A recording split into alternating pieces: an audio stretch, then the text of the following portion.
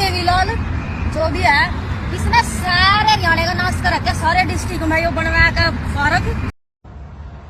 राम राम भाई, मेरी सभी ने कल मैंने एक वीडियो बनाई थी, उसमें मैंने ताऊ देवीलाल जी का कुछ अपशब्द बोल दिए थे, तो भाई मैं उसके लिए बहुत शर्मिंदा हूँ। मैं ताऊ देवीलाल के पैर छू कर वही इनका माफी मांगू हूँ। मैं तो देवीलाल के बारे में कुछ जानता नहीं हूँ, अब मेरे को गलती हो गया, जोड़ के रिक्वेस्ट है भी काली माफी दी जाए, आगे से मैं कभी ये गलती करूँगा नहीं। न्यू दुर्गा ज्वेलर्स सिरसा, खारिया वाले प्रभुजी सोनी व पीली मंदोरी वाले सज्जन सोनी का भारत सरकार द्वारा मान्यता प्राप्त मशहूर hallmark jewellery showroom new Durga jewellers Parshuram Chowk Sirsa. अधिक जानकारी के लिए संपर्क करें 9813932001 या 9466697217।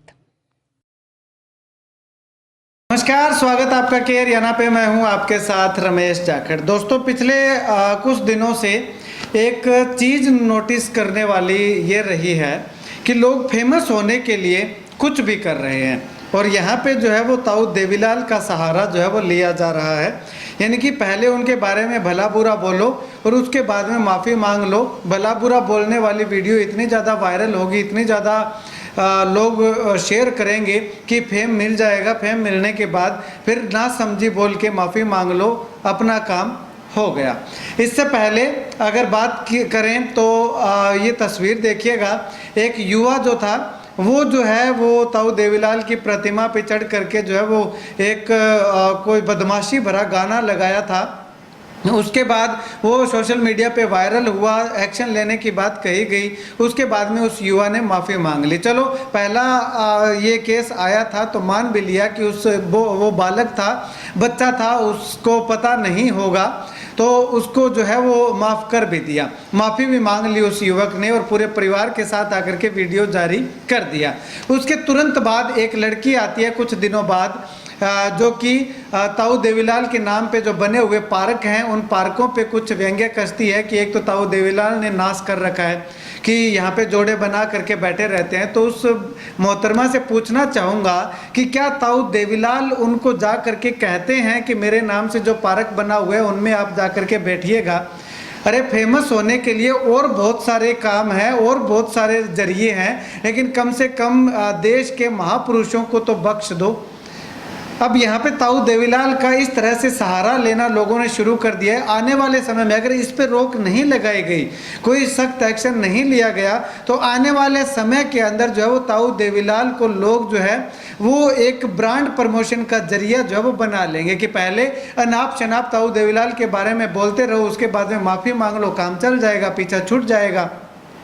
तो आने वाले समय में सभी युवाओं से, युवतियों से, मेरी बहनों से, भाइयों से अनुरोध करूंगा कि ताऊ देवीलाल एक ब्रांड प्रमोट करने का जरिया नहीं है। ताऊ देवीलाल एक विचारधारा है। ताऊ देवीलाल देश के, पूरे देश के ताऊ के नाम से जाने जाते हैं। ताऊ देवीलाल एक ऐसी शख्सियत हैं जो आज तक ताऊ देवीलाल के बाद कोई भी इस देश में पैदा नहीं हुई है। ऐसे नेता थे, ऐसे हमारे सर्वोपरि थे, लोकप्रिय थे, तो उनका जो है वो नाम इस तरह से अपने प्रमोशन के लिए नाम बदनाम करना कृपया करके बंद कर दीजिएगा, जिससे कि उनकी आत्मा को शांति मिलती रहे। तो ऐसे में अगर बात करें तो प्रशासन को भी इस ओर संज्ञान लेना चाहिए कि आने वाले समय में अगर ताऊ देवीलाल को ही नहीं बल्कि किसी भी महापुरुष के नाम पे अगर इस तरह का कोई अश्लील कमेंट भी आता है या इस तरह की कुछ वीडियोज आती है फेमस होने के लिए, उनको भला बुरा कहा जाता है, तो उनके खिलाफ भी जो वो सख्त से सख्त कार्रवाई करनी चाहिए, जिससे कि अगर बात करें तो आने वाले समय में इस तरह की घटनाओं पर रोक लगाई जा सके।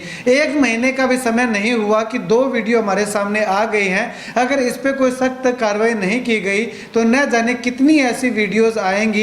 लोग जो है वो ताऊ देवीलाल की प्रतिमा के आगे खड़े होकर के, आज तो ताऊ देवीलाल की प्रतिमा के आगे कर रहे हैं, कल को शहीद भगत सिंह की प्रतिमा के आगे कर देंगे, उसके बाद डॉक्टर भीमराव, बाबा भीमराव अंबेडकर की प्रतिमा के आगे कर देंगे।